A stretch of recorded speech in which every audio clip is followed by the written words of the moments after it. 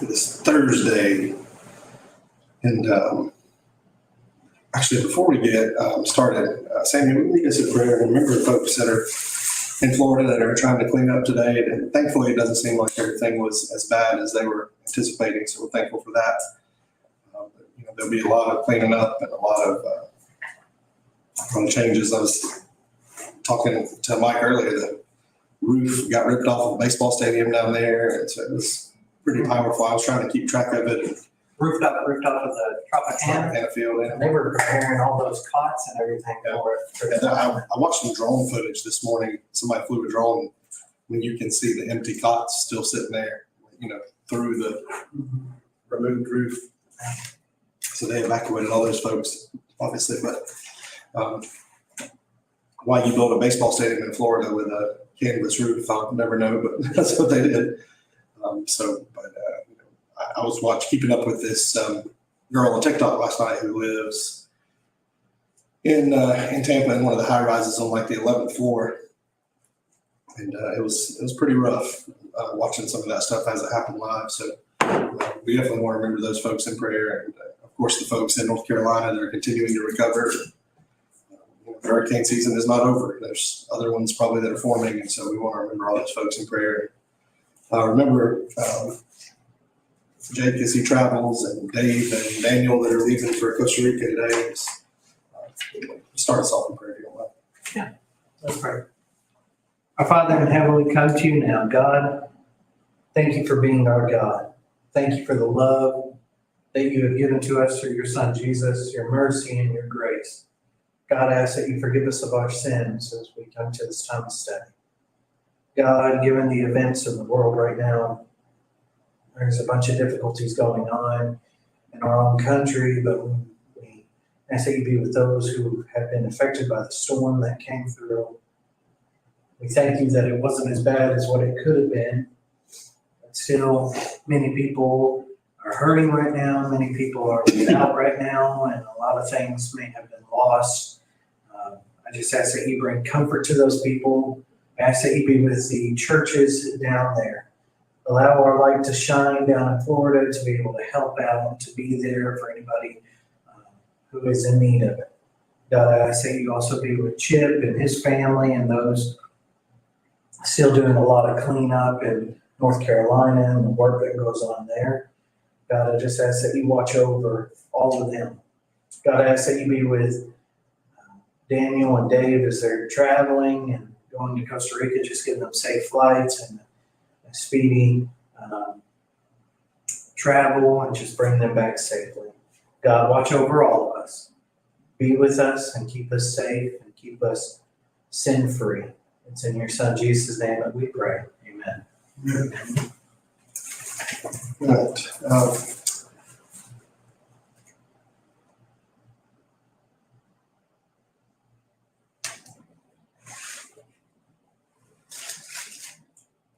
What we're going to do today is kind of finish this Greco-Roman Society discussion, and then we're going to look at the second side of that, which is the Judaic background of the New Testament. The influence that it had on early Christianity, of course, and then we will call it a day on some of our stuff, and then we're going to get to see a lot of this stuff in person tomorrow. So I'm excited about that. One of the things, that's interesting about Greco-Roman society is there's really no middle class. And, that's one of the things that's levied at us as a country is, the disappearance of the middle class, which, all of us would probably fall into that category of middle class Americans. And, both of the politicians that are running for president are promising the restoration of the middle class and all those things. But in Roman society, you didn't have that. You had the top two classes, and then you had slaves. There was potential for upward mobility. It wasn't like that you were in that state forever. But this whole idea of being somewhere in the middle was almost non-existent. People didn't even understand it. You were either upper class or lower class. And so that really affected, the way that that people lived. And so just kind of be mindful of that. 2 Corinthians chapter 10 is one of the passages that I wanted to look at for a moment, if you have your Bibles.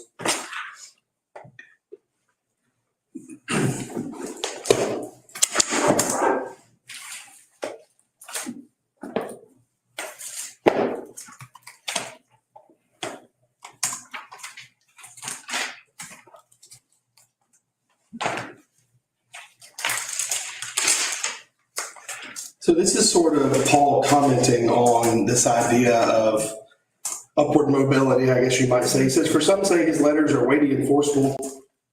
Oh, we'll start at verse 12. We do not dare to classify or compare ourselves with some who commend themselves. When they measure themselves by themselves and compare themselves with themselves, they're not wise. We, however, will not boast beyond proper limits, but will confine our boasting to the sphere of service God himself has assigned to us, a sphere that also includes you. I'm going to stop right there. So this idea of upward mobility was not a necessarily Christian thought, right? Mm-hmm. Which is sort of interesting for Paul to say, because Paul was born into, in the Jewish world, sort of this upper class where he was able to go and, sit at the feet of a rabbi and learn. But one of the differences, I think, for early Christians versus the Greco-Roman world is the Greco-Roman world was only concerned about moving up and about gaining more, about their place in society and about changing their circumstances. Whereas Christians, Paul says, I think over and over, stay where you're at, stay in the circumstance you're at. Even if you're a slave, stay in the circumstances you're in, versus always desiring to move to something better. And so sort of one of the interesting contrasts, I think, between Greco-Roman society and Christianity. Slavery in Rome, is something that I'm sure you've talked about. Slavery in the first century world was much different than we think about slavery in the way that we know it. The idea of people, going and taking people away from their homes and shipping them across the world to work in, horrible conditions and sugarcane fields and all that. That's not what slavery was in the first century. Slavery in Rome was a lot different. Slavery in Rome could be temporary. A lot of times people would give themselves into slavery to pay off a debt. And so it was a much, much different relationship. Even after the slave was emancipated, the relationship with the owner continued. It sometimes was adversarial. I'm not saying it wasn't, but not always in the way that we think about it. We talked earlier this week about the daily schedule of the average Roman. Now, there was a quote in the book that I thought was pretty interesting. Do you remember we said that there were over 150 holidays? So the daily schedule of the average Roman began at sunrise, but it included a nice little afternoon break, which I'm not opposed to in life, right? This is on page 198 in your book. And this is from Marshall. It says, the first and second hours wear out clients greeting their patrons. The lawyers are getting hoarse by the third hour. Till the end of the fifth hour, Rome works at its various tasks. The sixth hour offers rest to the weary. The seventh will be the end. From the 8th to the 9th hour, the oiled wrestlers take the floor. The 9th bids us throw ourselves upon the beautifully adorned couches. So if we say that 6 a.m. is the first hour, what time's the day over? 3 o'clock in the afternoon, the day's over. 3 o'clock. So, that's sort of the end of the day. Business not presented by 11 o'clock, it says, was, sort of held until the next day. That's kind of like, well, if it's not done by 5 o'clock here, then it's not done. Well, if you haven't presented your business before lunch there, you might as well forget it until the next day. So you really only had 4 or 5 hours in the morning to get things done. And so that's sort of the daily schedule. Obviously, it would be different in a farm or something like that. What's the daily American schedule? What's it kind of like? Wake up, coffee, go to work. Yeah. What time are we supposed to be to work? I think that's important. 8 or 9 o'clock. 9 o'clock, usually 9 to 5, right? You work there, you get off at 5 in the business world. In education, it's different. So, for those of us that teach every morning, school starts at 7:30 usually. So your day starts earlier, but for people that teach all day, by 3:30, the day's over. In agriculture, that's different, right? You can't be a farmer that starts your day at 9 o'clock. It will be a very hard life. So, be up with the rooster crows, which I'll tell you a funny story. We have some neighbors where we live, which we live in a very rural area, but we do live in a subdivision. The idea of living out in the woods, my wife was not about that when we moved. But somebody has a rooster. And so apparently this rooster, though, has trained itself to keep its owner's hours so it doesn't start making noise until about 8 o'clock in the morning, which is like, because if it started at 5, I would have had to shoot it a long time ago. Right? But the idea of being up when the rooster crows, so these people are up at daylight, they're feeding animals, they're tending their crops, watering, whatever it might be. And then, so that is different. So what I'm saying is, just like in our society, different people keep different hours. That was certainly true in the Greco-Roman world. But for the most part, there was a widely accepted schedule that everybody knew and most people kept. And so just sort of keep your mindset focused on that when you think about how the day would have gone. The Romans, Greco-Roman society was not one of those that wanted to work themselves to death. They were very much interested in being involved in society and relationships and those sort of things. So they didn't focus on a strict schedule of work unless you depended on things like agriculture to survive. The evening meal was the highlight of the day. And we discussed this earlier. Dinner is eaten while reclining on couches. That's one of the things, and we're going to discuss Judaism here in a little while, that was adopted from Roman culture. Somebody's ringing. We can see a few examples of meals in the New Testament, like we talked about with the Last Supper. But it was a big to do, right? A big feast, a big celebration that you invited people over. The evening meal was the highlight of the day, and accepting those invitations was part of the upward mobility in society. And so dinner was a big deal, the highlight of the day. And that's one of the things when the day was over at 12 o'clock or 1 o'clock, whenever it was, people started working on that evening meal. Clothing was simple, just for practical purposes. People didn't spend a lot of time and energy and money focusing on their clothing. But this is kind of what I wanted to get to here is morality in the Greco-Roman world. And so in a lot of ways, Christian culture, Jewish culture, started to reflect Roman culture. That cannot be denied. The influence cannot be denied. But this is where I think that the strict line in the sand is drawn as it relates to morality. And so for all intents and purposes, an evil, barbaric society. If you take into account the things we've discussed this week, thinking about the Colosseum and the Circus Maximus and just the way that people treated one another, it was a very, very evil society. If you think about the people that ruled that society, from the leadership that we've looked at, that gives you a good peek into that.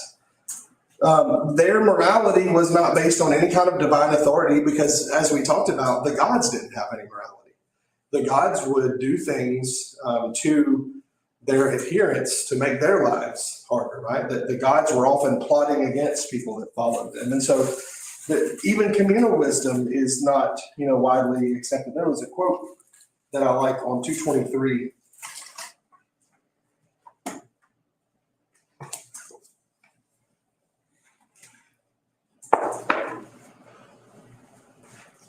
So the Greeks and Romans did not teach that one should not commit adultery, but not because the act, but not because the act, they did teach you shouldn't commit adultery, but not because it violated a divine prohibition. It was viewed as a violation of property rights. Greek and Roman men didn't want another man sleeping with their wives, who were their property, any more than they wanted someone stealing their farm animals. Romantic, right? So you're getting a picture of morality, right? So the early Roman family had a father who was what we would call the patriarch of the family. And so family structure was important in the building of Rome, but very quickly that Roman family system started to decline. And so There are several potential reasons that are discussed in the book, and just to kind of think about them. What would have caused that? Well, was it acquisition of wealth? Well, we see that still in our old society, right? There's an interesting series that I watched one time, and I don't even remember where I saw it, but it was kind of a summary of all the people who had made it big winning the lottery. And almost always, those folks, when they win the lottery, their lives just are flushed down the toilet. Because money corrupts, right? That's why 1 Timothy chapter 6, verses 6 through 10, godliness with contentment is great gain, for the love of money is the root of all evil. Well, that acquisition of wealth had a big part in destroying the family system. The influence of Greek culture and philosophy certainly had an influence on those things. Instead of thinking in a simple way about raising a family, people started to think about all the different ideas in the world and all the different cults and ways of approaching things. And so it's hard to be a member of a stable family when you're out in the woods drinking all night with Samuel and Jake, right? It's hard to do that. The Roman civil wars of the first century certainly played a part in the decline of the family. Just the instability of the country, changing roles of women could be a part of that. There could be other factors, and so for whatever reason, or probably a combination of all those reasons, by the time we get to the first century, the family is in shambles. The family is in shambles. And one of the ways that we see, and to me, this is maybe one of the most evil, barbaric things of the first century, is marriage. Arranged marriages? Yeah, well, so first off, marriages were arranged. By the first century, though, anciently, and especially the beginning of Rome, marriages were arranged for political alliance. They were arranged for families joining together for wealth. It was decided very, very, very early on.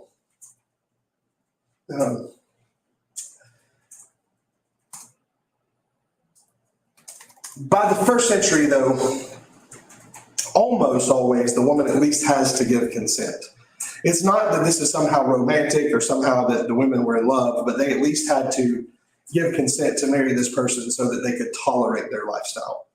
The idea of marrying for love was completely and totally foreign to Greco-Roman society. And so the idea that somehow, this man found a woman and they fell in love and they saw stars in each other's eyes, that's not real. Most of the time, romance was reserved for someone's mistress.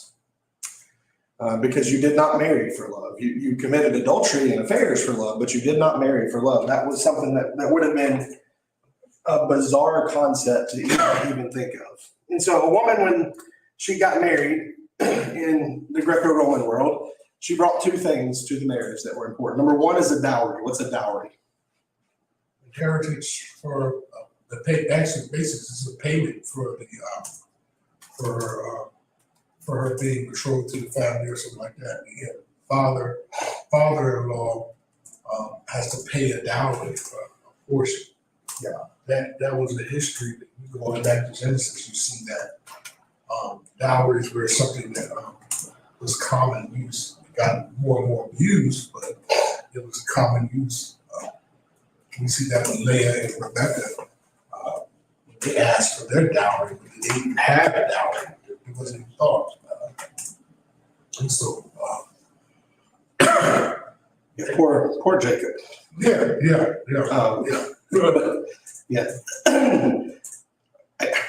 Poor Leah too. Yeah. Oh man, I got to marry her. Right? Oh yeah.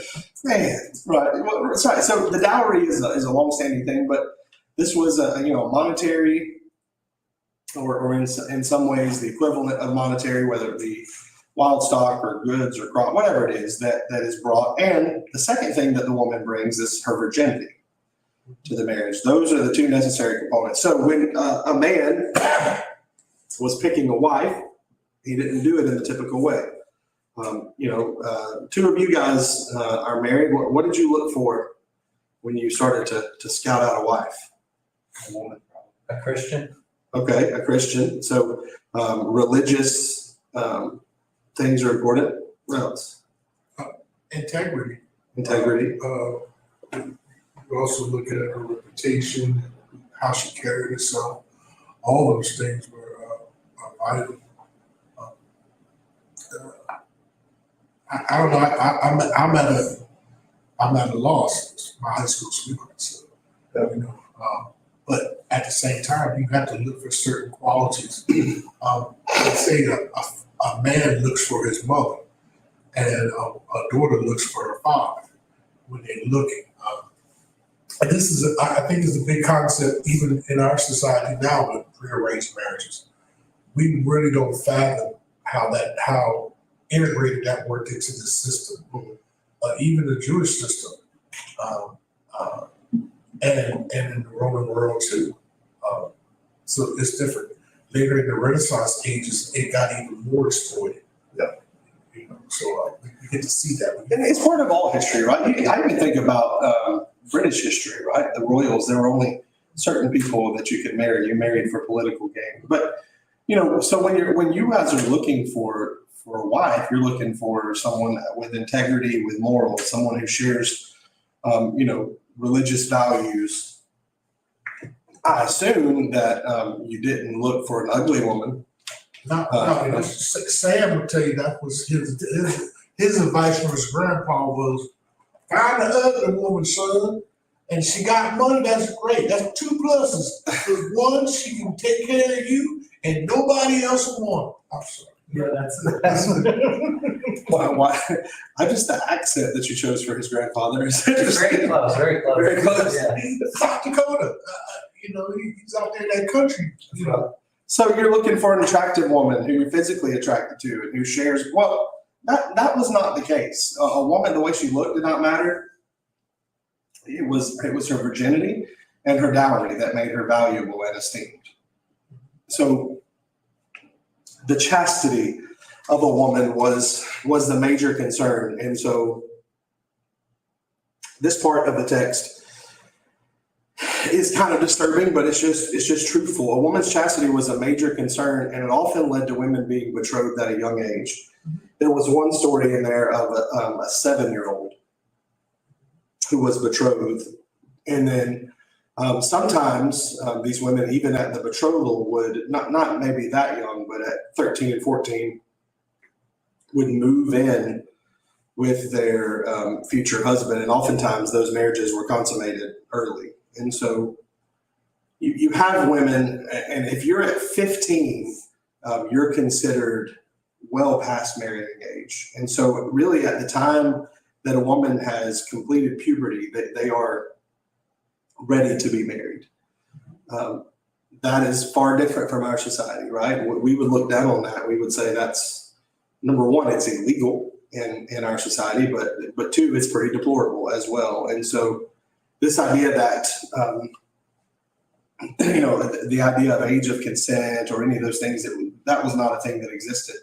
Once a woman went through puberty, she was ready to bear children. She was ready to be married. And so at 15 years old, anybody after 15, they're late in being married. And so, and listen, in older times, even in our country, women got married younger, but now in our advanced society, you don't have to get married as young.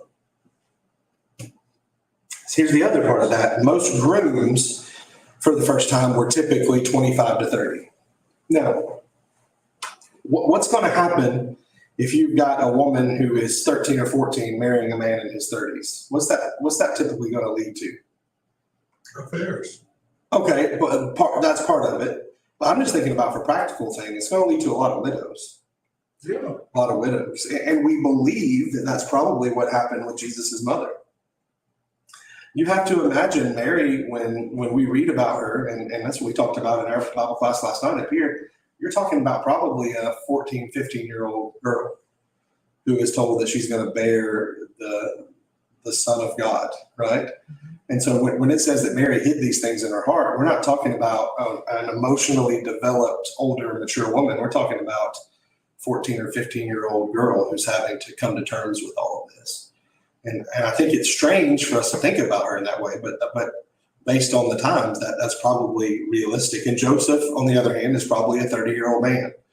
And so the stigma associated with that, though, and Mary says, and I think somebody made this point last night in class, it would have been strange for Elizabeth to be pregnant, but it would have been impossible for Mary to be pregnant because she's a 14-year-old girl who's never had sexual intercourse.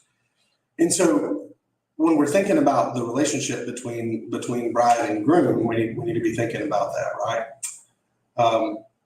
Some of these rules, though, didn't really apply to the lower classes. So, they weren't necessarily held by that because the politics involved weren't as important.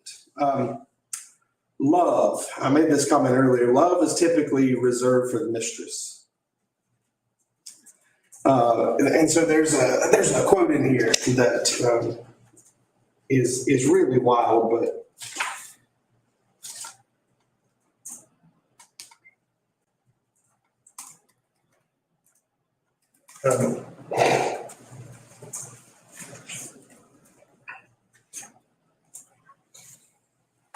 that's a good quote too. But we'll go back there.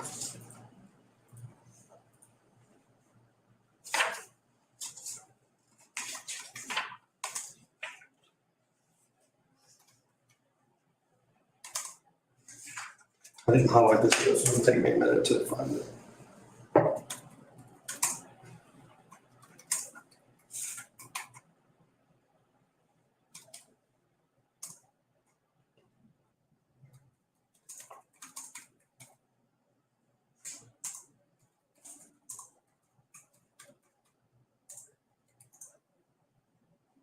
There we go. This is from Demosthenes, who is a Greek orator. He says, this is the classical male's view of extramarital arrangements. Men should have mistresses for our enjoyment, concubines to serve our person, and wives for the bearing of legitimate offspring. How romantic, right? So the mistress to love, the concubine to satisfy, and the wife to be at home and to bear the children. Well, that's an ugly way to think about things, but it's the way that the world works. Now, so as we think about a Christian, this is the world that they knew. And so how does that contrast itself with Ephesians chapter 5? Right? What does Ephesians chapter 5 say about marriage? It calls back to Genesis. Man should leave his father and mother and be joined with his wife. They should become one flesh. And also, as husbands, you got to love your wives, and wives, you got to submit to your husbands. And obviously, all that is this grandiose picture of the church. It was the mystery beforehand, is the way Paul phrases it. And so, yeah, I think the contrast to this Greco-Roman understanding and concept is one man, one woman. We mentioned, I guess it was yesterday or the day before, to be I guess it was in regards to eldership, be a one-woman man. Right. Completely foreign. Okay. So I guess first off, the phrase "husbands love your wives." Yeah, they had to be taught to love their wives. Correct. Yeah. So I think that's what Paul's doing is he's saying, look, I know you don't understand this, but I want you to love your wives, and let me make it further clear to you. I want you to love them in the way that Christ loved the church. You need to love them sacrificially. Right. Even as part. It also brings in the thought that the husband and the wife are to have reverence to the fear of God, each individual, to be able to make this relationship fully work the way it's supposed to work. They have to be in submission and reverence to God individually and then collectively. That would pose a big problem in the Greco-Roman world because wives, what are you doing trying to be on an equal playing field with worshiping God who is a deity? It throws everything off. And then also the fact that his responsibility to care for, when you just look at quotes like that, the wives in those times were used to also negotiate deals, That's basically that wedding, the arrangement. We're going to negotiate a deal because I want certain parts of property or dowry, because I know this what comes along with it. Yeah. Octavius was one that used to have a history of deflowering virgins just for the fact of doing it. You know, and you're like, why? Why would you do that? But that's just the greed of men. That does not fit the Roman culture because their culture was insatiable. That's how their attitude was. First triumvirate was held together, well, maybe either the first or second with Julius Caesar and Pompey because of Julius Caesar's daughter marrying Pompey. And so they had that alliance because of marriage. And so that's what kept them together a lot of the times. The same thing with Octavian and Mark Antony too. And Mark Antony actually divorces her to be with Cleopatra. And so, yeah, so it's interesting in that passage. What is the thing that is offensive to our modern ears in Ephesians chapter 5? What part of Ephesians chapter 5? Submission. Yes, it offends the sensibilities. Wives, submit to your husbands. In the culture that it was written in, that was already part of it. Wives were forced to submit to their husbands. And so that part wouldn't have been a big deal, but that is probably something that was changing. The roles of women were changing. And, women had the power in Roman culture to initiate divorce, just like men did. And so Paul's trying to, I think, restore marriage, like you said, to the original model, which, it's even mentioned in the New Testament that, Moses granted certificates of divorce and the kings had multiple wives. We know all those things, but it's trying to restore the original picture of marriage. But it's also trying to establish new standards of morality for Christians against the world. And so, husbands, love your wives. Wife loves your husbands. Mutual submission to one another. And I think that's why that passage is so groundbreaking, not just for us, but also in the time that it was written. It would have been so countercultural that, people would have read it. Man, this guy must have lost his mind, right? Well, what's he talking about? So certainly a tension is created there by those thoughts in Ephesians 5 and in Christianity in general. Over in 1 Peter, turn over there really quickly too. 1 Peter.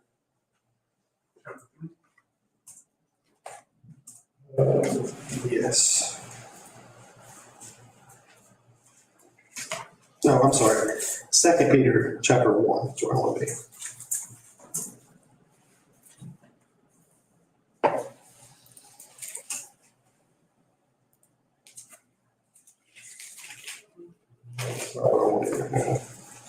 It might be First Peter 3. Yeah, I think you're right. Talking about the submission. Yeah, 1 Peter 3. You're right. 3, 1 through 7.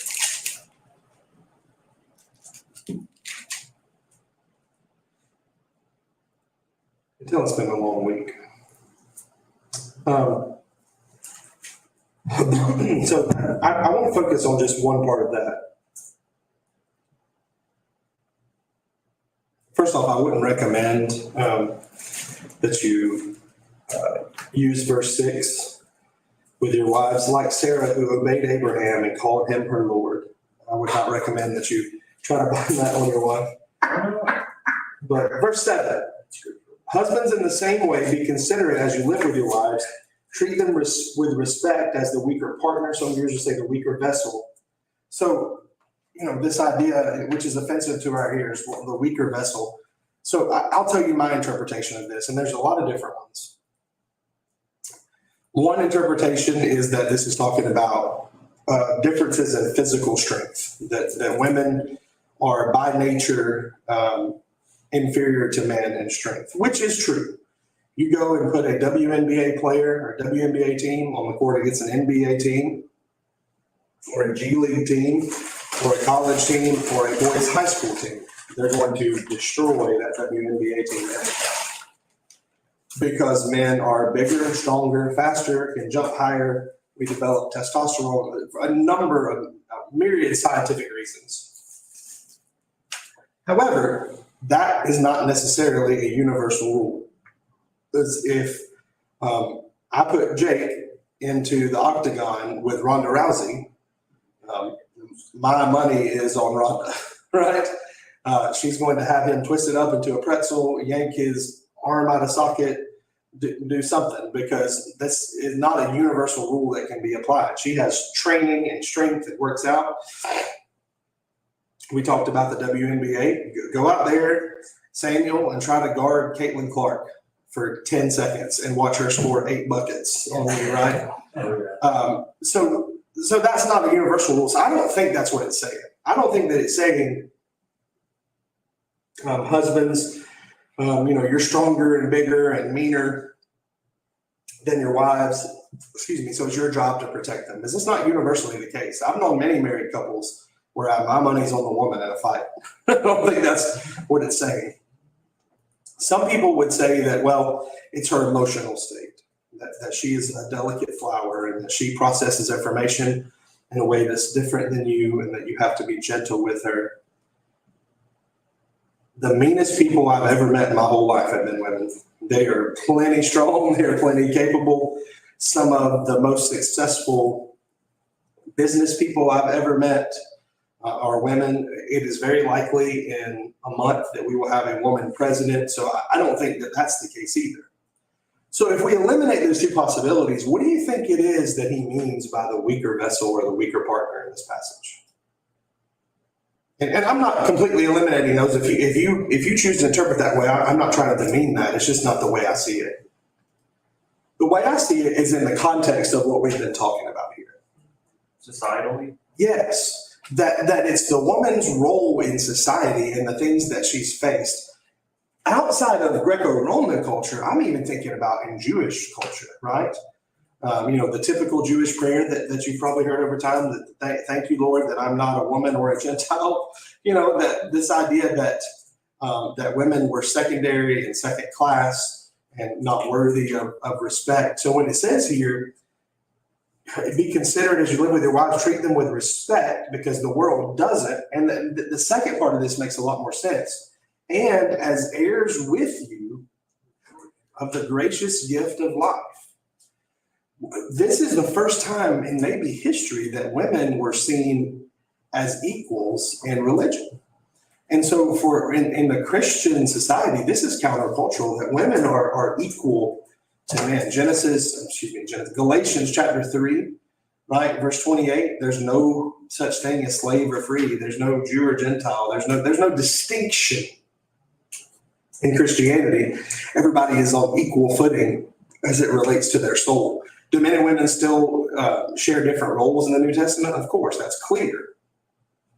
But this would have been so countercultural to the way that the world had ever understood gender roles. And so I got something to think about, that although people now look at Christianity as gender restrictive and patriarchal and all these negative things that are attributed to Christianity, truthfully, in the ancient world, Christianity was radical in the freedoms and in the I don't even know what the word I'm trying to use, in all of the rights and responsibilities that were given to women. Think about the women of the New Testament that we know about. The first European convert, Lydia. We roll up on Lydia. She's a businesswoman. She's leading a church of women. I mean, she's a very, very powerful woman. You think about, Phoebe, who's called a servant, a deaconess in some translations, not that she held the office, but that she, was that role of a servant. You think about Jesus's inner circle. Yeah, he had 12 apostles, but played a major role. Right, yeah, absolutely. You think about all those women that surrounded him. You go back to the Old Testament, and look at the power of women leading armies, women murdering kings, right? I mean, so I think that's important for us to think about. Even at a time when women were herded off at 13 and 14 to be married to men for political alliances and associations, that God is telling men to love their wives and telling them to build their families and telling them how to raise their children. It would have been very radical at the time. And so just something to think about. I know I've been talking. Any comments on that? It's powerful because I remember reading your husband's in the same way to live with your wives in an understanding way. As with someone weaker, since she is a woman, and show her honor as a fellow heir of the grace of life, so that your prayers will not be hindered. Even when you asked a comment about looking for a wife, someone that's you're going to partner up with, you have to get them in the intellectual understanding. We talk about physical attractiveness. There's intellectual attractiveness too. And what she may bring to the table, she may have more education than you. I know there's a lot of preachers that I've heard when they told me they go to schools in Southwest or whatever, and they find their wives because usually in class the wife is smarter than them. Yeah. Hey, I need somebody to help me get through the homework. But the point that I would say is that the emphasis should also be on us trying to develop a relationship that no matter what happens with our wives, they feel honor and respect. In the Jewish culture, it was fine for them to beat their wives. They have no rights. But we see in the Gentile culture, we see that completely different. Even Paul, when he went to the synagogue, many of the devout women were followers quicker than men were, and they had influence in the cities that they were in. And so you could not overlook that cultural aspect too in that time. I just think it's incredible. We're not supposed to overlook it even now, but at the same time, we do have rules that are defined by God that we have to be able to do. Absolutely. So remember all this stuff while you're looking for a wife. That's right. 114. Yeah, no, don't do that. Don't do that. There is someone at church who I can agree. He said that he's an older gentleman. He said that he was 19 and she was 14 when he got married. So, different time, different time. Yeah, I mean, so, we're not far removed from that. My uncle, my dad's older brother, when he got back from the army, he was 22, 23, and he married a girl that was 13. Her parents had to sign permission away. And by 16, they had a child. And that's, now when you look at the maturity of most 16-year-olds, men and women, I know that women mature faster emotionally, but my goodness gracious. But even if you live in certain parts of the country, it's different. The laws are different in each state.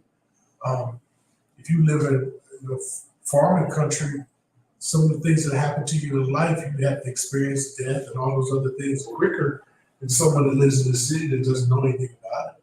Those concrete jungles that they grew up in, they didn't see no animals dying or being birthed and all that.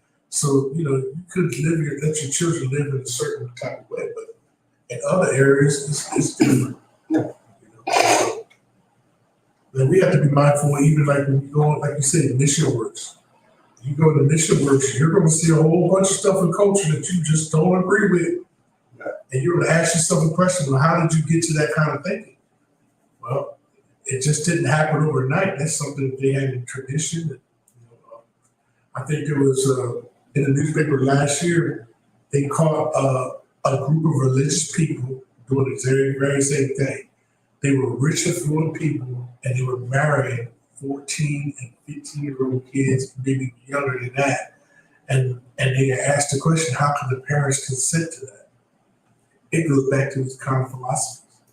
Yeah, absolutely. So back to our discussion. So adultery and divorce, until the 3rd century BC, these were unheard of. By the time we get to the 1st century AD, though, it's accepted. You could be divorced for anything. The book does a really good job of looking at that if you are interested in reading more about it. On page 232, it says, since a marriage was little more than an agreement to cohabit, divorce was easy. In the less formal types of Roman marriages, it could be initiated by either party simply by expressing publicly the intention to cancel the arrangement. Reasons for divorce varied from the trivial to the compelling. Under the early Roman law, women were forbidden to drink wine because it was thought to have abortive properties. A man who found his wife drinking could divorce her on the grounds that she was endangering her ability to perform her primary function, childbearing. If one of the partners simply found someone else more interesting or another marriage more advantageous, that could be a reason for divorce. And so infidelity as well is a big reason for divorce, not because somehow they felt betrayed, but because you were breaking the contract. And so the idea of love and romance and marriage and family was becoming foreign. And because of that, families were growing smaller. And so if you think about just going back and looking at the emperors, what was the primary purpose of having children for those guys? Heirs. To find an heir, right? And if you got pregnant and had a girl, it was almost like an eye roll, like, oh, another girl, versus being excited. Julius Caesar is a prime example. His wife, he divorced her because she had an affair, and he said that she had to be above reproach. And he was known in Rome as every woman's husband and every man's wife. So he was openly, or at least maybe not openly, but known to be bisexual, sexual partners, including Cleopatra, all over the world. And yet he divorced his wife because she needed to be above reproach. And so that really is, in a nutshell, the attitude, the prevalent attitude of influential Romans as it was to marriage. And of course, prostitution, sexual abuse of slaves, these are also things that are problematic. Anything that allows the stronger to take advantage of the weaker was a part of Greco-Roman culture. And so what we've seen, I guess, over the last couple of days and in your readings and in the things you wrote about is religion and philosophy and family life and structures are almost completely foreign to the things that we know. But there are similarities as well. And so when you think about religion, you're not thinking about necessarily being faithful to a deity, right? You're thinking about patriotism and, being faithful to Rome through loving Rome's gods. The dedication and the piety was reserved for the schools of philosophy and the things that you belong to in that regard. And family life was a mess in the Greco-Roman world. And so it was all about, somebody used this word, right, that it was all about appetites and things that were insatiable. And so that's certainly a good description there. Sure. Have you ever heard that Alexander the Great, we know what he was and what he did, but part of the history was that was one of the ways that they believed that they could get knowledge by having intercourse with men. Yeah, I've heard that. I've never, researched any of that. But yeah, that I have heard that bandied about. And, one of the things I think that goes along with absolute power and wickedness is sexual deviance. And I think you look and you see that in any powerful group, any powerful society, is that. All right. We've been going a little while. Let's take a break, use the bathroom, get something to drink, whatever you need to do, and then we'll come back and look at the background of Judaism. How about that? All right, we are back at UFC 323. Oh, I'm sorry. We're back with our New Testament world class. And we're going to jump into our final lecture for the week. It's from the Albert Bell book, and it is the background of Judaism and its effect on the first century. And so page 19, there's a quote that's important. And, we're kind of working backwards. We saved this for last because we wanted to get through all the Roman stuff first. So on page 19, there is this debate that rages. First off, we have to understand that Jesus was not a Christian. That's right. And if you got up and said that in front of your congregation, some of you would think, there were some people there would think that was blasphemous, right? How can you say that Jesus is not a Christian? Before the death, burial, and resurrection of Jesus, there's no such thing as Christianity. Matter of fact, we don't see the name used until where? To Acts 11. Acts 11, verse Yeah. 23. 26, yeah. 26. And that is in Antioch, right? In Antioch in Syria. And so the idea that Jesus is a Christian is not true. He was Jewish.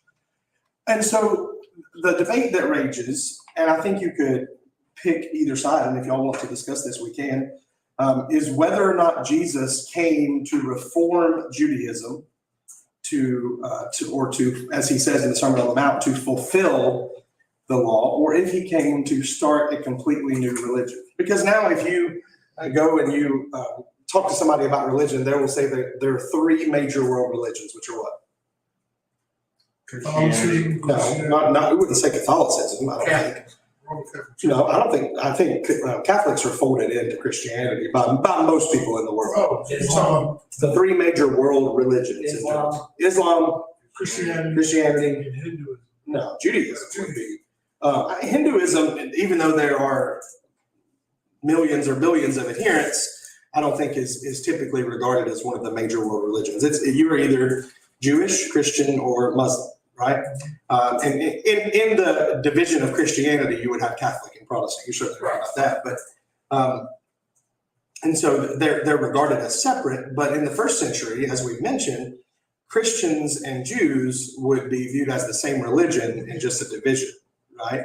So what's your opinion on that? Do you think that Jesus came to reform and fulfill Judaism, or did he start a completely new religion? What do you think?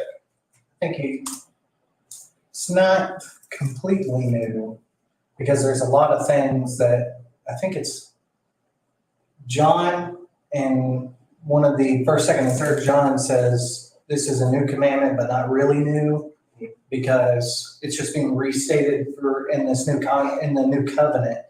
I think Christianity is a fulfillment of Judaism. It's like the next step in it, because it's still the same God, the same Lord, and then that fulfillment of it, even though now Judaism would say it's completely different.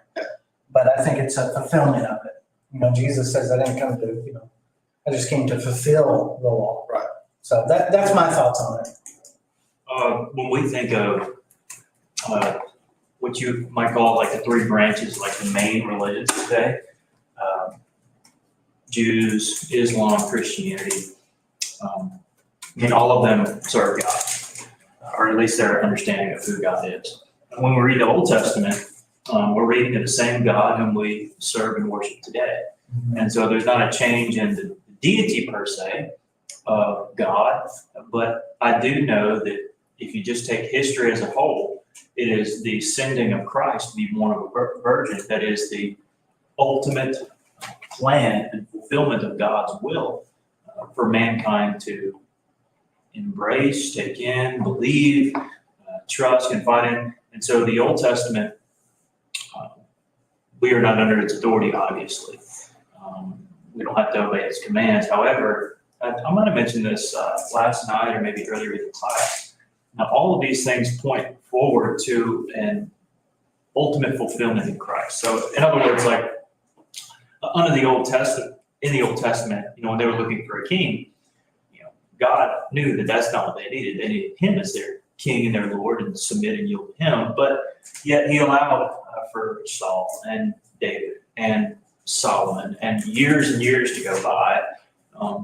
And you could use that with the tabernacle and then the temple that was destroyed and rebuilt, and then the temple, Herod's temple that they had in the first century, that ultimately was pointing towards a New Testament true fulfillment, if you will, of what those were designed to really, in actuality, be.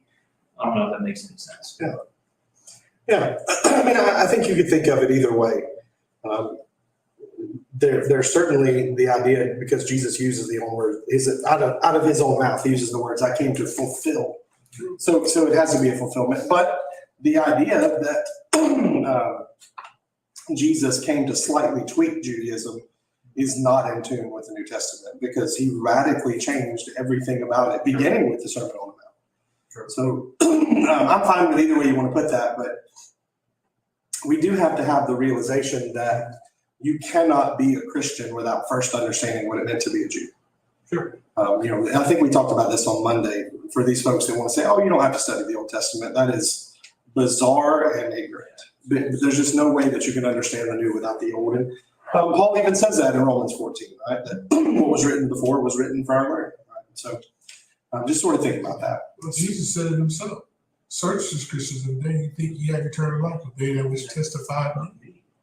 But you will come unto me to be healed. Absolutely. So the big division that exists in the New Testament world with Jews is the Palestinian Jews versus the diaspora or those that have been Hellenistic. So we see this play out. I don't know if I have this on the next slide or not. Where do we see this play out in the Bible the first time? Why did the slides change? Let's see. Oh, you talking about Acts chapter 5, as far as in the New under the New Testament? yeah, it's in Acts chapter 6. Six. Yeah, so what is the disagreement there between the Palestinian Jews and the Hellenistic Jews? Taking care of the widows. Widows that were far off. Right, there's an accusation thrown out that, well, you guys don't want to take care of widows. So what is their solution for that? To basically set some people, up, and obviously they're full of faith, full of the Holy Spirit, wisdom, and basically organize that task because up to that point, the 12 had been over that role of collecting funds, distributing funds, and well, they needed, to be prevalent in the word and continue teaching and having somebody over that distinction. Right, and so some of our brethren trace that back and say that's the division first time of elders and deacons, distinguishing those roles. I would not say that the role of elder and apostle is the same. I'd be very careful in making that comparison. However, the elders do very much need to give themselves to study and prayer more so than deacons would. I would not go as far. Bell uses the word deacon. He said this is the institution of deacons. I don't know that that's necessarily the case either. I think that in the pastoral epistles, it's very clearly laid out the roles of elders and deacons and their qualifications. But for whatever, however you want to use it, we see there a very distinct conflict between the Palestinian Jews and the Hellenistic Jews. However, this idea that there was one group that was specifically different than the other is something we have to be careful, because the common argument that's made is something like this. The Palestinian Jews would have been very conservative. They would have been dedicated to the Torah. They would have spoken the original language, which, by the way, at this time, are any Jews speaking Hebrew by the first century? No. Greek Koine. Well, no, they're not speaking Greek if they're Palestinian Jews. What are they speaking? Aramaic. They're speaking Aramaic. They're speaking Aramaic because post-exile, the speaking in Hebrew is not something. Now, are they still in rabbinical school learning Hebrew? Of course. Are they still reading the scriptures in Hebrew? Of course. Just like some of us, when you were in school, some of you learned Latin, right? It's a dead language, but it's something that we still read in. If someone is Catholic, they certainly know Latin, right? But people are speaking Aramaic. So the Palestinian Jews would have been conservative. They would have spoken Aramaic. They would have, had a giant focus on temple worship. Well, those of the diaspora never came back to Jerusalem. And so their worship is different. There's actually a temple that was built in Egypt because many people, and you remember the prophet Jeremiah was taken away to Egypt during the exile. And so that temple was actually destroyed in 410 BC when that temple gets destroyed. But, when you get to the city of Alexandria, which is, a very well-known city where it's collecting this big library, you see a big thing. One of the statistics, I think it was in Bell. If it wasn't, it was in the other book, Everett Ferguson, but up to 30% of the population of Alexandria were Jewish. And there's actually Egyptian writers who say, man, this town is just full of Jews, right? And you get Philo, who's from Alexandria. What other Bible characters from Alexandria that's pretty prominent? Apollos? Yeah, Apollos is from Alexandria as well. I was gonna say Clement. Yeah, I don't know. He's not a Bible character. He's a writer, the church father. So you've got these two groups, but the idea that Palestinian Jews would be untouched by Greco-Roman culture is ludicrous. Certainly there was probably a difference, but the idea that these groups were so separate and so far apart and they would never come together on anything is just not true. The whole world was affected by Greco-Roman culture, and that's from the Palestinian Jews to the Hellenistic Jews. And so it's one of those things to think about. Well, when, I can't remember the name now, was it Claudius pushed I got the Jews out of Rome? 49. Yeah, and so all those living in Rome, being around those things, coming back to regular Jews that have been in like Palestine area and all that kind of stuff, they're going to bring a lot of that kind of culture with them. And when they're allowed back into Rome and all that, I mean, there's just a mixing of cultures in that way. Yeah. So let's go back to our previous discussion. Which one of these groups would Jesus have belonged to? I mean, he's from Galilee, the land of the Gentiles. Okay. So he would have been more of a outsider of these. Yeah. So there is a school of thought. It's called Galilee of the Gentiles. Just a short walk from the city of Nazareth was the city of Sepphoris that was built, a huge Greek city, with all the trappings of Greek culture, was built by Herod. And so there's one school of thought that Jesus would have been very influenced by Hellenism, that he would have spoken Greek, that he would have been, a Hellenistic Jew. However, there are people who just as hotly say the other thing. There was a quote in here somewhere, I highlighted it, that I wanted to share with you. I think it's a little bit later in the chapter here.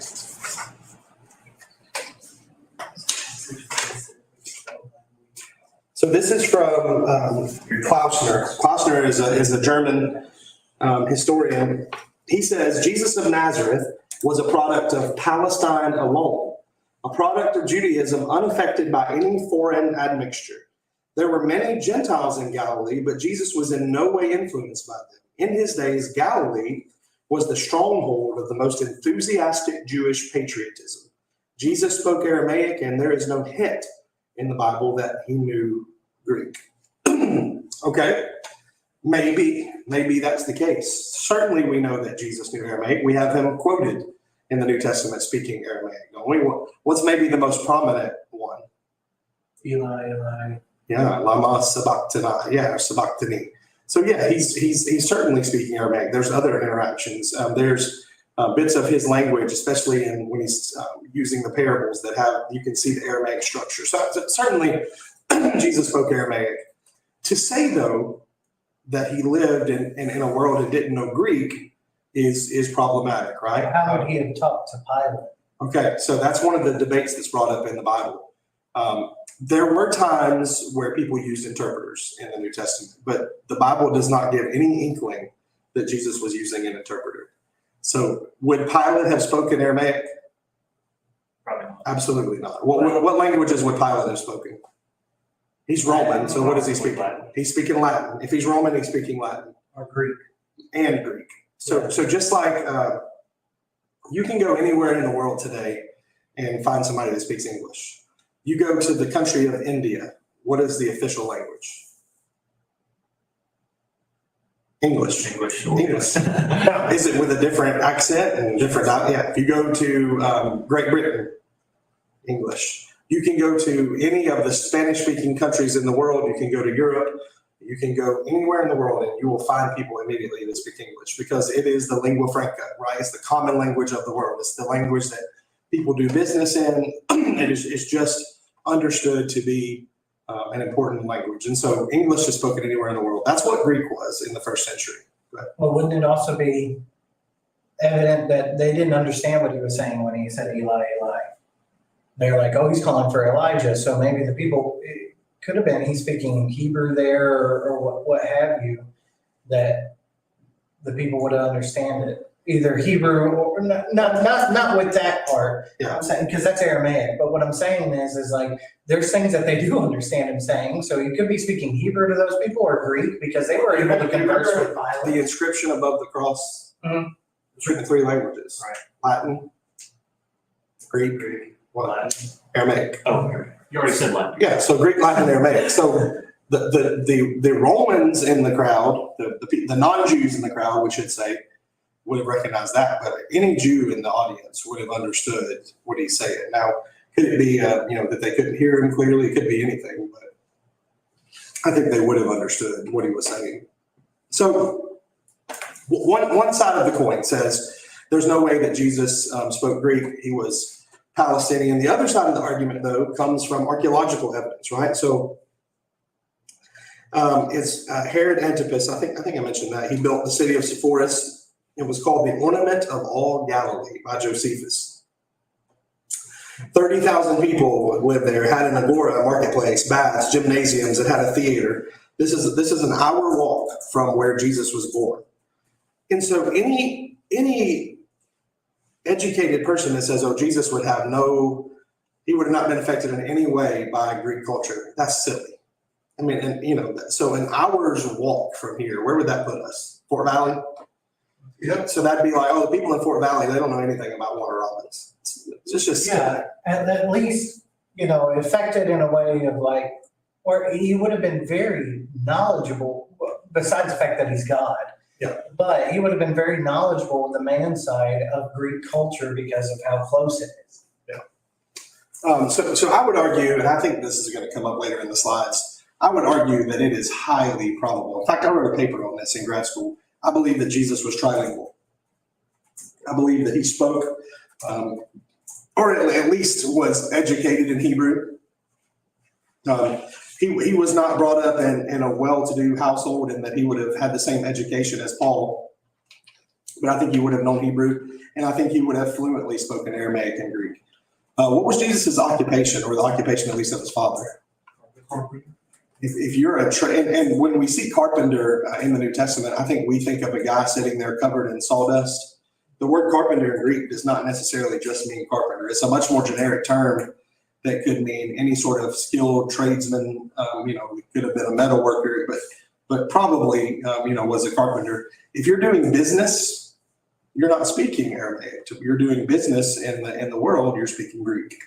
And so, that's just my personal opinion, and there's no way that we can fully know, at least on this side of eternity, but it's something to think about for sure. So it's obvious that these Jews had interactions and influence with Greco-Romans. Jews were not always popular in the first century. Augustus, who always had a quip. Augustus, when he was hungry, quipped once that he was fasting like a Jew on the Sabbath. Well, do you think Augustus knew anything about what Jews did on the Sabbath? No, but it was an opportunity to make fun of them, a lesser group. You remember the other joke we said about Augustus, that he would rather be a pig living in Herod's house than a family member, right? So any way that you could put them down. So I don't want to get too bogged down in this discussion, but the Septuagint is something that is growing in controversy. I don't know if y'all pay attention to this too much. So are you familiar with the myths surrounding the writing of the Septuagint? Basically. So essentially there is, and it's from a letter that was written, the guy's name is actually in this book, I think. Let's see. Aristides. Yes, a letter written by Aristides that said that these scholars, that 70 scholars came together, and without sitting or talking, that all 70 of them in 70 days, or maybe 72, came up with the exact same translation of the Old Testament into Greek. Well, we have pretty clear evidence that that's not what happened. So what happened in reality, in probability, is that these 72 men came together from all over the world and that they translated the Bible. Oh, I had his name on the slide. Duh. That's how I call it. And so he said that happened. So we know the word does mean 70. He says, and he was a Greek figure in the court of Ptolemy, he says that the translation is inspired and it's flawless and that it was miraculous. Now, most modern scholars feel that it was initiated to meet the needs of an Alexandrian Jewish community, and that the claim to inspiration was to justify it to non-Hebrew speakers. So what do you imagine that the reaction of the Palestinian Jews was when they were told that the Bible was being translated from Hebrew into Greek? You were upset. Yes, that it was a very controversial thing. However, now it is helpful in a number of ways. Number one, if you learn Greek, you can read the Old Testament and the New Testament, because the Septuagint is an accepted translation. The New Testament writers, when they quote the Old Testament, would have been likely quoting the Septuagint. And it was that, that prolific especially for the Alexandrian community, for the members of the diaspora. It becomes tremendously important, but it was very controversial. That continued to be the case. Do you remember what happened to the guys that first translated the Bible into English? William Tyndale. Killed. Yeah, Tyndale was burned at the stake, right? John Wycliffe did something similar. They hated Wycliffe so much that even after he was dead, they dug up his body and desecrated it, right? So, by the way, Tyndale, the namesake of the Tyndale commentary series, those are great commentaries. We were talking about some commentaries yesterday. It's a great, great commentary series. I recommend. This is a big deal. This is a huge thing for us to understand and be a part of. Is the Septuagint, understanding the role it played early on. That coffee is that idea. All right. So we had this discussion already. Just sort of be aware of that. Greco-Roman influence was widely known even in the time of the Maccabean revolt. And you guys have had intertestamental period, haven't you? I have everything. Okay, what was the Maccabean revolt? Just a quick summary. It was the family of the Maccabees Judas Maccabees, which is a cool name. Yeah, going up against the Greek ruler Antiochus Epiphanes because of his desecration of the temple and killing of a pig inside of there. And so they were done with it and started revolting against them and won quite a few victories. Yeah, he actually came to this village and tried to get him to perform some things and sacrifices, and he refused. And his family revolted, and they were ordered, the Jews were ordered that they couldn't worship the way that they wanted to or anything like that. Yeah. So you're right. Antiochus IV, they win the battle. I believe, isn't that where Hanukkah comes from? The celebration of victory. Mm-hmm. And so, you think about that. But interestingly, at least one family after that, here, and Bell talks about it, one family of Jewish high priests, they start taking names like Menelaus, Jason. These are Greek names. So the culture, even on the enemies of the Greeks, Caiaphas and his family, and they were found to have coins inserted in the mouths of the deceased. And that was a very Greek thing, right? You put the coin so that you could pay for the ferrying across the river Styx into the underworld. And so this really, really started to become an issue. It talks about the wrestling schools. It talks about the baths, and so all of these Greek things started to influence. I like this quote. This is on page 27. It says, Hellenism was not introduced into Israel by the forces outside. Part of the Jewish public itself developed an attachment to alien customs and became eager for Hellenistic modes of life to obtain a foothold in Jerusalem. The bearers of the idea of Hellenization among the Jews were not distributed among various classes of Jewish society, but were entirely confined to one class, namely the ruling aristocracy of Jerusalem. So they only have themselves to blame for the Hellenistic influence. So just kind of keep that. pure ones. Don't we call them pure ones? What about the names of, Joshua was Jesus' name. Right. And you got like Saul and Paul, Paul would have been the Greek name version of it. I mean, that shows that there's Wouldn't that show that, or wouldn't that show that there is this influence of like, hey, here's a different name, a more Greek kind of name? Well, what is Peter name? Yeah. In Greek? Verse Steve. Yeah. So Peter has name, his name, in Andrew is a Greek name, right? So even Jesus' apostles. Was that common for a lot of the people at that time to have a Greek kind of name or? Go ahead. If you were a Roman citizen, as far as my studies have got me, I think when you're around 8, you have to be assigned a Roman name. So it's my understanding that's how Paul got his name. And that, I know there's different debates on that. So But even that if you he have was- like a Jewish name, even if you have like a Jewish name, if you're a Roman citizen, you have to. Yeah, he was a Hebrew of Hebrews, if there ever was one, you would say. So he was named Saul. It also depends on who you're interacting with, right? If I go to a Spanish-speaking country and I live there, am I going to get called Jeremy? Probably. I want to be Jeremias, right? That's the Spanish equivalent. Yeah, Samuel. Yeah. Right. Miguel. I don't know what Jake would be. What's Jacob. Jacob? Huh? Jacob. Jacob, that's Spanish? Well, it's Italian at least. Yeah.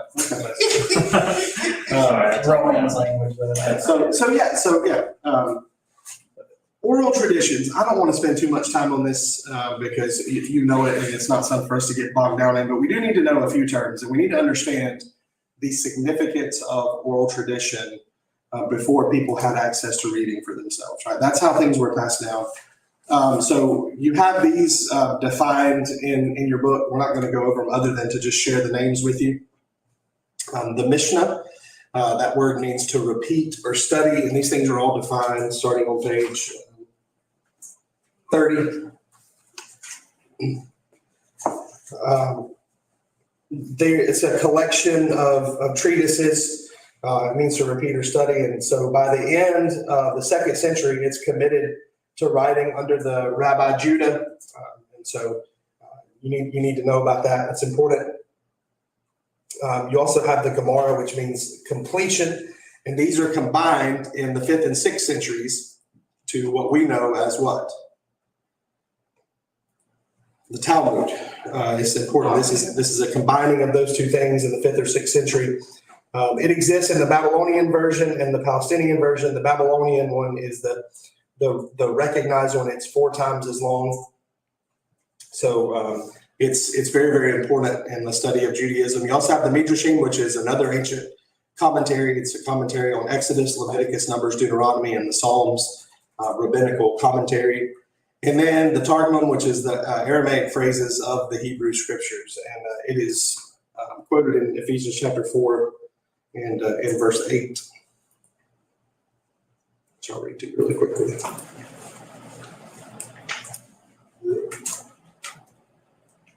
This is why it says, when he ascended on high, he took many captives and gave gifts to his people. And that is from the commentary on Psalm 68. And so we need to know those things. The Targum, these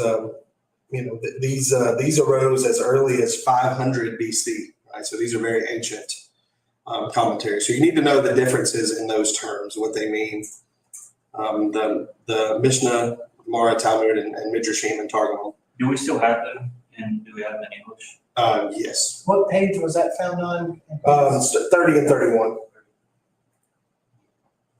All right, so this will be kind of where we spend the rest of our time. These Jewish factions, some of which receive attention in the Bible, some that don't. Right, so we know that the Jews were very much a society based on stratification, just like the Roman society was. And so at the top of society is the Sadducees. Who are the Sadducees? What do we know about them? Didn't believe in the resurrection. Okay, that's their main claim to fame, right? And that becomes an issue a lot. And we'll look at some of the passages in a moment. Yes, sir. A lot of the priests were Sadducees. Yes. Because they were part of the higher ups. Yes, they were a high priestly society. Did they make up most of the Sanhedrin? Or am I wrong on that? I can't. Yes, I think so. But so let's look at them and kind of their belief. So they emphasize formalism, devotion to the temple and its rituals. They spent all their time in the temple. They were alleged to have descended from Zadok the priest. Who is Zadok the priest? He was a great priest all the way back to was it David? Mm-hmm. He was David's high priest. Interestingly, do you know how the name Zadok the priest is still part of modern society, maybe the most influential way? You ever watched, I guess we've only been alive for one of them, to watch the King or Queen of England inaugurated? Oh, okay. The song that they play is Zadok the priest. Yep, it is interesting. And so if you've watched that show The Crown on Netflix, when Queen Elizabeth is inaugurated, that's the song that's playing in the background, Zadok the priest. So that would have been a huge claim that they were descended from essentially the priest of the most holy king. And that was a righteous line. That wasn't a line that was they were about God. His family was about God. Yeah, absolutely. And so, Wasn't Zadok the one that when the man touched the ark, didn't they put the ark in Zadok's house? If I'm remembering correctly, yeah. they put it in his house and his house was blessed.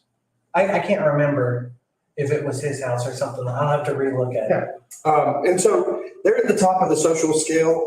Some people believe that their name descends from the word Sadiq, which means righteous, but they take an ultra conservative stance. They only recognize the Torah. So there are things that they can't deny, namely angels. They can't deny angels. Why? Because angels are not supposed to deliver the Torah, right? Well, not even that, but think about, when do we see angels specifically mentioned in the Torah? Genesis. Yeah, all throughout the book of Genesis. So they can't deny the existence of angels. But what they do deny is the resurrection, because the resurrection is not explicitly mentioned in the Torah. And so they deny the resurrection and they scoff at the idea. And so they interact with Jesus in a couple of places. And I want to look at them. So if you have your Bibles, look at Mark chapter 12.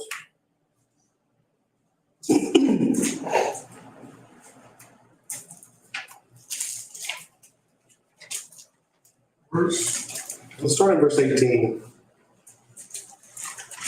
This is when the Sadducees, they're gonna trick Jesus, right? They're going to destroy the idea of the resurrection and ruin the credibility of Jesus with this one question. Some Sadducees who say that there is no resurrection came to Jesus and began questioning him, saying, "Teacher, Moses wrote for us that if man's brother dies and leaves behind a wife and leaves no child, his brother should marry the wife and raise up the children to his brother. And there were 7 brothers, and the first took a wife and died, leaving no children. The second one married her and died, leaving behind no children. The third one likewise. So all 7 left no children. Last of all, the woman died also. In the resurrection, when they rise again, which one's wife will she be?" Okay, stop right there for a second. So first off, this is an absurd argument. Certainly brother number four would have been like, you know what? I think we're breaking the trend here. Her cooking must be really bad. Right? She's the version of Black Widow. That's right. So they are bringing up an absurd hypothetical.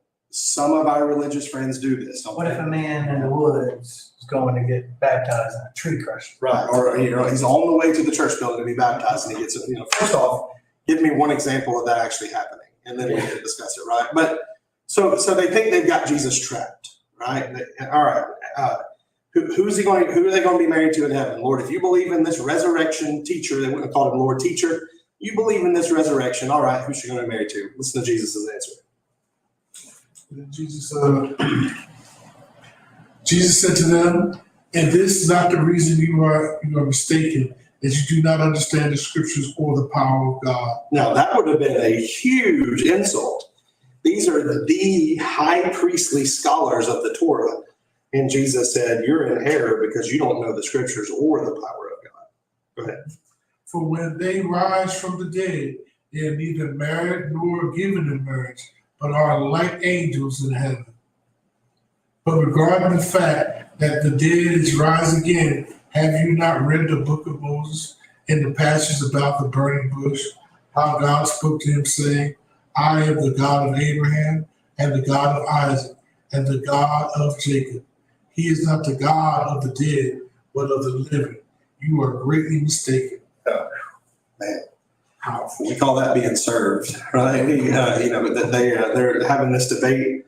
They can't deny angels because they already admit they believe in them. So Jesus says, don't you know that they're going to be like the angels, that they're going to be neither married or given in marriage? And he said, don't you remember what it said in the book of Moses, the book that you're supposed to know? And so Jesus humbles the Sadducees, and that only, of course, makes them more angry. Kind of stokes the fire. Yeah, absolutely. But that is, when you talk about Jesus being a brilliant, teacher and scholar and being excellent in rhetoric, being the master teacher, that's just one of those examples of how he does that. So we're going to see more interactions.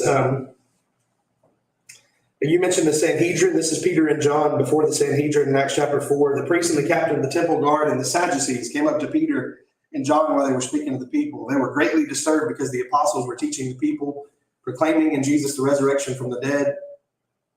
And they seized Peter and John. Because it was evening, they put them in jail until the next day. And so, they arrest them, and throw them in jail. Over in Acts chapter 5, same thing, verse 17. I can do that. Go ahead. Just verse 17? Yeah. Yes, sir. But the high priest rose up along with all his associates, that is the sect of the Sadducees, and they were filled with jealousy. Yeah, and then the next verse, of course, says they threw him in jail again. Yeah, laid their hands on the apostles and put them in a public meeting. Maybe the most interesting interaction is Paul puts the Sadducees and Pharisees in conflict with each other, right? In Acts chapter 23, Jake, if you don't care, read for us verses 6 through 8.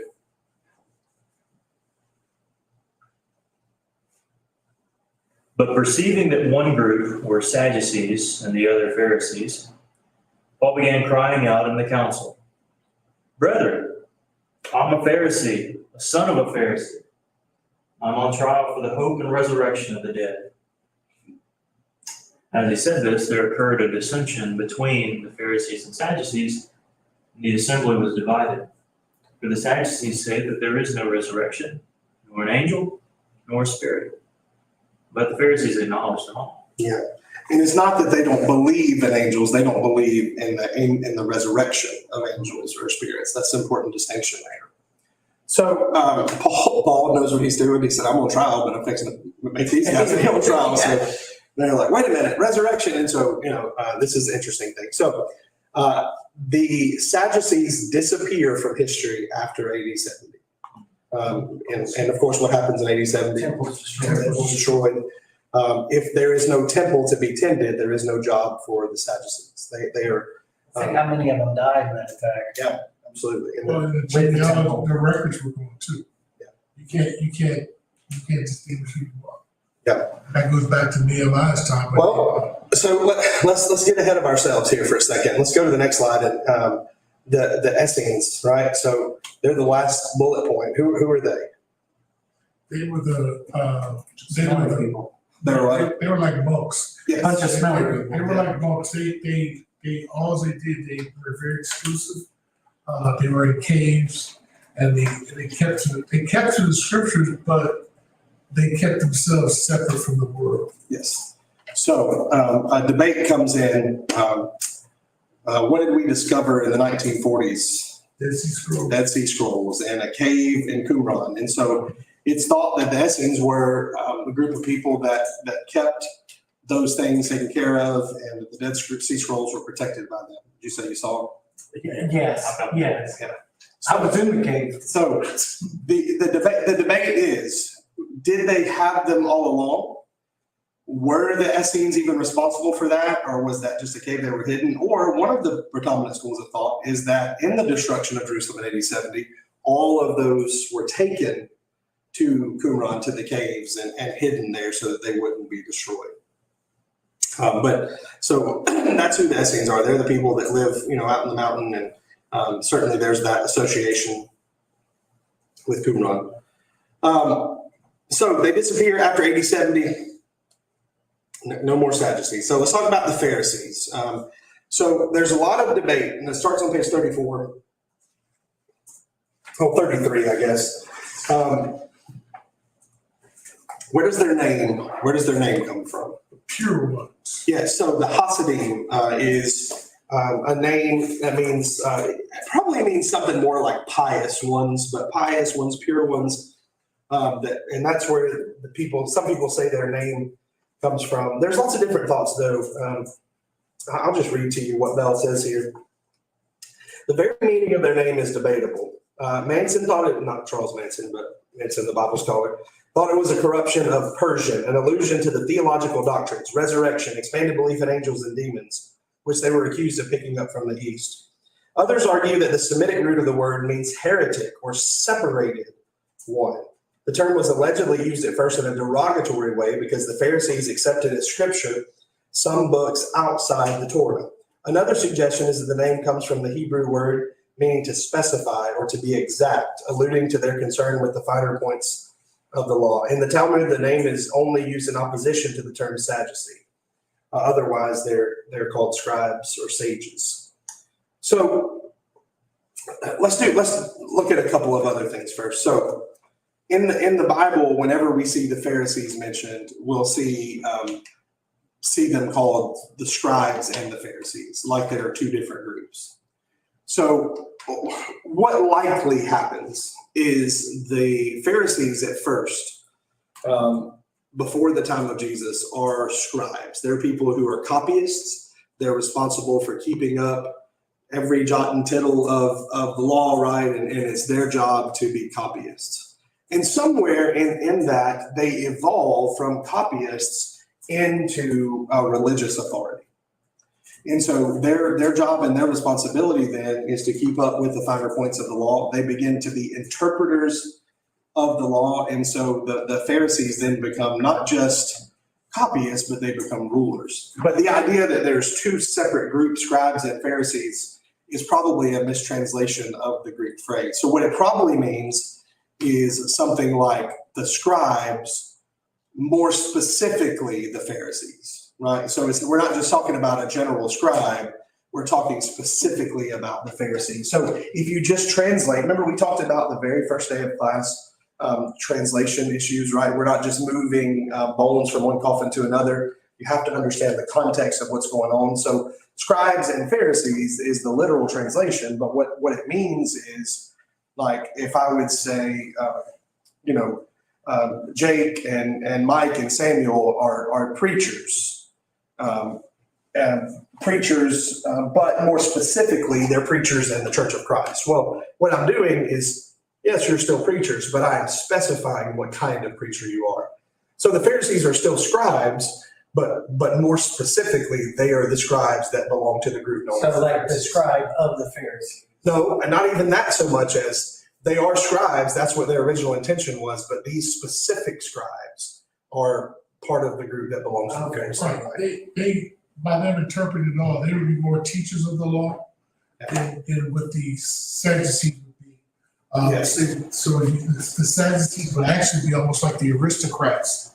The Pharisees would be like the working group.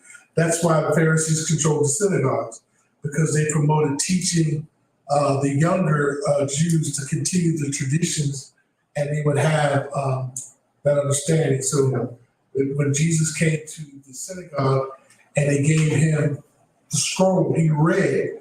And it wasn't a Sadducee that was over there, it was a Pharisee that was over it. They sat up in those seats. But that's why he read, he said, in the years it's fulfilled. Yeah. So it's prominent. Even the Essenes are almost considered a part of the Pharisees and Sadducee group. But because of them being away, they're just a unique group of scribes. Yeah. A separatist group. Yeah. So they're all really in the group, they're just broken down. Yeah. So I have Republican, I have Democrat, I have Independent, but we're all Americans. Yeah, it's a good way to think about it. The discussion about the Greek terminology is on the bottom of page 34, that last paragraph, if you want to read it. But I like Josephus's explanation. So Josephus may have been a Pharisee, but he says that Pharisees were considered the most authoritative in their explanations of the law and esteemed as the leading sect. Jesus would go on to say, right, they sit on the seat of Moses. And remember in Matthew 23, as he's condemning them, what does he say? Do what they teach, but not what they practice. Yeah. Matter of fact, in Matthew 7, when he done the parables, they were astonished at his teaching. Yeah. Because he did not teach as scribes of the one having authority. That scribe included Sadducees, Pharisees, and anybody else who thought they were prerequisite in or special in the law. Yeah, absolutely. So the Pharisees would have been seen, I hate to even use this word, but it's the word that Bell uses, the liberals of their day, the progressives, if you will, right? They were willing to do things. And I'm going to quote him since I used that. He said, they could be called the liberals of their day. In contrast to the Sadducees, they were congenial to one another. So that's one of the things. The Sadducees not only hated everybody else, they also hated each other. The Sadducees were not kind to each other. They argued with each other. The Pharisees, though, got along. And desirous of concord with the people, Josephus said. They accepted the books of the prophets as authoritative scriptures along with the Torah, though most were not yet prepared to canonize the writings. And so they would go above and beyond what the Sadducees said, right? Along with new interpretations of the law, the Pharisees welcomed new rituals not ordained by the Torah and thus not observed by the Sadducees. They celebrated Hanukkah, which we talked about, the cleansing of the temple from Antiochus IV. That was the celebration. That's what Hanukkah is. They celebrate the reenactment of the Jews' rescue by Esther, which is still celebrated today. And so one scholar that's quoted here says that modern Judaism is a monument of the Pharisees. So what Judaism became is very much shaped by the Pharisees rather than the Sadducees. The Sadducees were a relic of antiquity in some ways, even though they're really prominent still in the first century. So in Jesus's day, though, there are two prominent Pharisee leaders, and you can see this on the bottom of page 36, the last two paragraphs. So Hillel takes a fairly lenient view of the law and a conciliatory stance in most controversies. Scholars think that Jesus' teaching follows that of Hillel, who comes up with the negative golden rule: do not do unto others what you would not have them do unto you. Interestingly, Gamaliel is a follower of him, and Gamaliel is whose teacher? Paul's teacher. So Paul probably would fall into the same school. The other teacher was Shammai, whose intolerance of contact with the Gentiles led him to advocate a stricter interpretation of the Mosaic law in opposition to the Roman government, combining with the more radical anti-Roman factions who did not hesitate to use violence. His party won control of the Sanhedrin during Jesus' lifetime. And so after 70 AD, though, it's the other faction that rules. So during Jesus' day, the radical group has control of the Sanhedrin. And I think that is evident when you see the interactions there, that it's the more conservative, the more hardline, the more intolerant group that is Peter and John stand trial before, right? And so the Sanhedrin is controlled by the more conservative, more radical group, while after AD 70, that group kind of goes away. So after AD 70, though, the term Pharisee seems to drop out of usage. And what is the term Pharisee replaced with? It's a term that still exists today. Rabbi. Yeah, it seems to be replaced by rabbi. A rabbi is a teacher, is an interpreter of the law. And even though we see that word used in the Bible, it was not a popular term in the time of Jesus. It becomes very popular later. And so we need to know the distinction, of course, between Sadducee and Pharisee, sort of, what they stand for and what they're about. And I think that'll help you in understanding some of their interactions, especially that interaction that we mentioned there in Acts chapter 23. A couple more groups before we sort of wrap up. So the Zealots and the Sicarii. So, well, let's do the Herodians first. Who are the Herodians? And we've talked about them a little bit. Herod's people. Yes, these are the people of Herod. They want the restoration of one of his descendants on the throne. Who is the Herod that's on the throne in Jesus' lifetime? Herod the Great, and then. Well, specifically during his ministry, I guess. Oh, okay. Herod's son. I mean, he has three, remember? He has Herod Philip, he has Archelaus, and he has which other one? Herod Antipas. Antipas. And Antipas is the man in That charge. kills John. Yes, and he kills John the Baptist, yes. So he was the Tetrarch of Galilee. Philip, of course, was around. Archelaus is gone at this time. And so they're always mentioned in connection with the Pharisees. But it seems to be the Pharisees, who initiate the contact. And so the Pharisees and the Herodians working in tandem. Antipas would not have liked Jesus, though, because he was connected with John the Baptist. And of course, that would have brought fear to Antipas. And so it's likely that Antipas worked together with the Pharisees in their opposition of Jesus. And so just kind of think that. But that group wouldn't have gotten along together in most situations, right? Because they didn't like Herod. They didn't like being ruled because he wasn't a full Jew. Well, the Jews and the Romans wouldn't typically have gotten along either, but it seems like the Sadducees and the Pharisees and the Jews and the Romans and the Herodians and everybody come together to get rid of Jesus because of the radical things that he's That's the teaching. ways of the world. Satan. So Luke relates that Pilate sends Jesus to Antipas, right? In his story. And so during the deliberation of his fate, Pilate is hoping that Antipas will do something, but Antipas questions Jesus and then allows the soldiers, to mock and make fun of him before he sends him back to Pilate. And so Luke says this brought Antipas and Pilate back together. They reconciled because if you remember in our discussion, Pilate was sort of sent there as a punishment, and he did not do well. He caused problems all the time, but it was this event of Jesus that brings them back together, right? Their common enemy in Jesus. And so just kind of think that. Of course, after Antipas, you get Herod Agrippa I. He's made the king of Judea in 41. And who appoints him as king in 41? Which emperor? Herod Agrippa. 41. No, it'd be before Claudius. No, it would have been Claudius. Claudius, yeah. Oh, yeah, okay, that makes sense. Yeah, so Claudius and Agrippa are friends. Remember, Agrippa grows up in the court there, and he's friends with Claudius, and so he appoints Agrippa the first. Agrippa dies under mysterious circumstances, which we know what happened. But then, of course, Agrippa the second is the last of the Herods. And so we see sort of the end of the Herodians there. All right, who are the Zealots and the Sicarii? This is sort of the violent section here.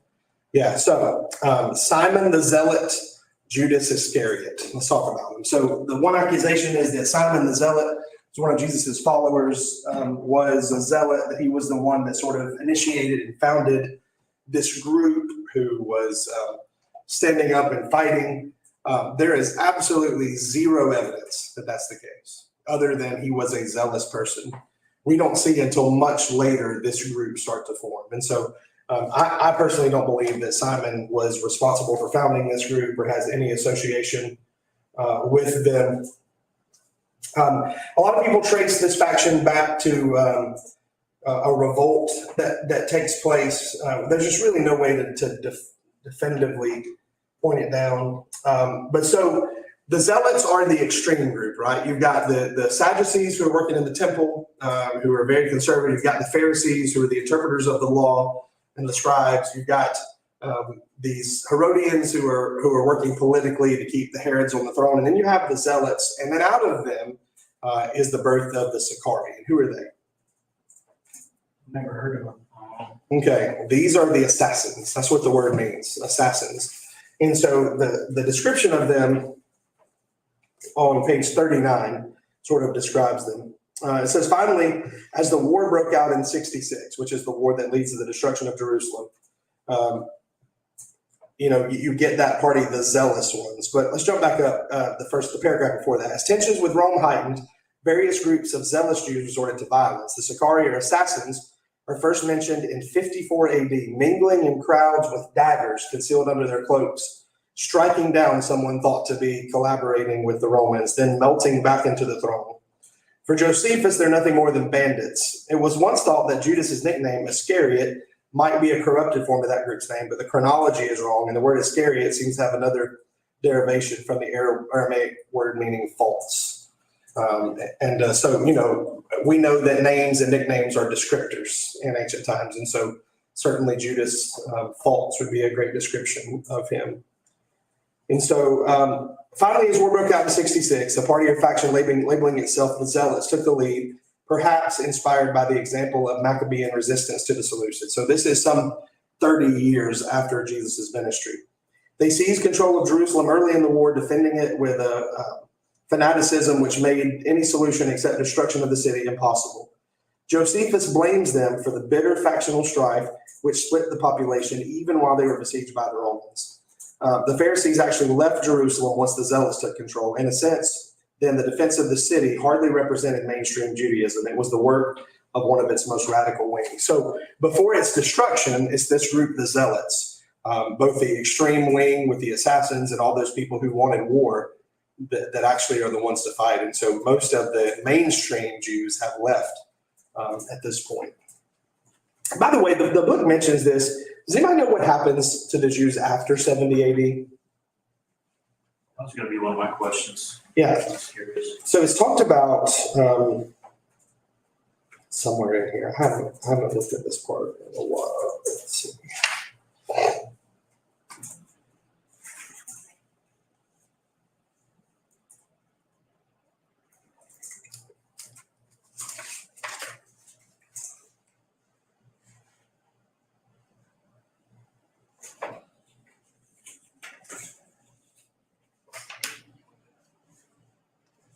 To read my old highlights.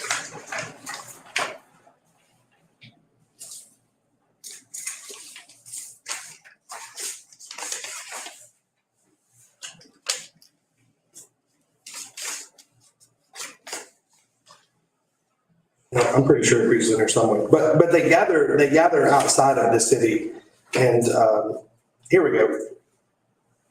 Yes, on page 37. The spiritual leaders who survived the fall of Jerusalem gathered at the little town of Yavna in western Judea to set themselves to studying the Torah. The exact role of this council in the development of post-destruction Judaism is still not clear. The synagogue, a familiar feature of Jewish life since the Babylonian exile, now became its very foundation. By the end of the century, the rabbis had resolved the problem of which books were sacred, a discussion in process for at least a century or two. After 70, the Jews were not troubled by splits like those between the Sadducees and Pharisees. But Yavna should be seen as the formation of a coalition, not a Pharisaic trial. The rabbis, looking back on the disastrous consequences of strife between parties, saw themselves as members of the same philosophical school who could debate in friendly fashion the tenets of the school. So essentially, this group starts to recover Judaism and is almost united, right? They're galvanized by what has happened. And so they reunite and they start to function together to rebuild Judaism. But after 70 AD, the connection that Jews and Christians have is completely severed. And there can be no denying that AD 70 is a God-ordained event, right? I mean, it's prophesied all throughout the Bible, and it was God's final severance of himself from the old law, from the old covenant. I think it's interesting, it mentioned the synagogue that, just hundreds of years after, maybe even before that, you had Christian individuals, whether some would be Christian, some would be Jewish, who would mark a place of significance by placing a church of some kind. Whether it be, I'm losing all the historical people, the Byzantines who planted churches. I'll think the Ottomans for a second, but who would marketplace like in Capernaum, the city of Galilee, what was a Jewish synagogue, it was replaced by a Christian. Yeah. Which is interesting. All right, so here's what I'd like for you to do for me this afternoon. We're going to be done with class. I hope y'all enjoyed it. I enjoyed discussing these things, and I've enjoyed getting to know y'all. This is a great book just to have in your library. It's written on a level that's understandable. However, we cannot cover all of it in a week. There's just so much information that's contained. And as I shared with you, I think the most critical part of this book is its bibliographies at the end of every chapter. I mean, they're just great. Yeah. And so what I want you to do for me this afternoon, in place of us coming back together again and doing all that, is I'd like for each of you while we're here to pick one of these sects and write me a couple paragraphs about it. Maybe do a Google search and find some other sources, or check out some of the things in the bibliography. Just give me a brief description and maybe your thoughts on them. And so y'all can volunteer for which one you want. Who wants the? Who I'll wants do the? the Herodians. Okay, you got the Herodians. Mark's doing a paper on here, Okay. so it'll help out. There you go. All right. If that's all right. I'll do the Essenes. Okay, you got the Essenes. Which one do you want? I'll take the Pharisees. Okay, Pharisees. And so y'all just write me a little bit, nothing extensive. And that'll be, Not like the last paper we did. yeah, just like what you did yesterday. That'll be that'll count as your other quiz grade instead of us sitting here asking each other questions. And then I'll get that test to you next week. And like I said, it'll be, a few multiple choice matching type things, but it'll be mainly, reflective type questions. And then your paper, which will be due at the end of the semester. And I'm looking forward to reading those. I'm going to grade them, of course, for content. And if you don't know grammar, then you'll lose some points. But I have a feeling that most of you can spell and most of you know where to use a comma. The big thing that I'll be grading on though is evidence of research and and competence of the material. And I think you guys have that. And so I'm looking forward to reading those and to interacting with y'all in that way. This is a crazy way to have a class. To do it all in 1 week and to have the discussions and to spend, because most of the time your classes are an hour, a couple of days a week. And so this is intense, but I wanted this week to be fun and enjoyable. There's no way that I'm going to sit here for 8 hours a day and us stare at each other. This is not going to work. And so I think You like our debates. yeah. I think that's why Dave likes me to do this class, because he knows that, we can make it fun and interactive and do things outside of just sitting here. And so if you have any questions or anything else that comes up, any questions about stuff, there's a lot of times, I remember when I was taking this class in grad school, I would put question marks and underline, what in the world is he talking about? Because we're not going to agree on everything that Bell says, but it's definitely a great summary for us to understand some of those things and understand the characters and the figures, and to find bibliographies and some of the primary sources. And we owe a lot of this book to guys like Suetonius and Pliny the Younger. Who are those sources from that time? All right, y'all have any questions, comments? Thank you so much. It's been a really great class. Okay, I'm glad y'all enjoyed it, and I'm sure we'll still learn a lot more as we go. So let's close out in prayer real quickly. But we thank you for this day. We thank you for these students. We thank you for Mike and for Samuel and for Jake and for Dave and the work that he puts in for the school. And Lord, we just pray that you'll continue to bless its work, that it will continue to grow, and that we can continue to have discussions like we've had about the world that Jesus existed in the first century. There are things we can't know because we weren't there and we didn't live in that context, in that historical setting, but there's a lot that we can know, and it's our job to know those things, Lord. Help us, Lord, to be able to take those ancient contexts and apply them to the modern context so that when we teach the word, people have a greater understanding. And Lord, help us in everything that we do and everything that we learn and everything that we study. Every time we open our Bibles, to have as our first consideration bringing you the glory. And Lord, help us to do that in all of our work and all of our ministries and in all of our studies. Be with us as we depart. Be with these guys as they continue to work on writing and on tests, and just be with them and help them to learn a lot and to grow and to be the people that they want to be as men and as ministers in your kingdom. Lord, be with us as we separate and keep us safe. And it's in Jesus' name we pray. Thank you. And report.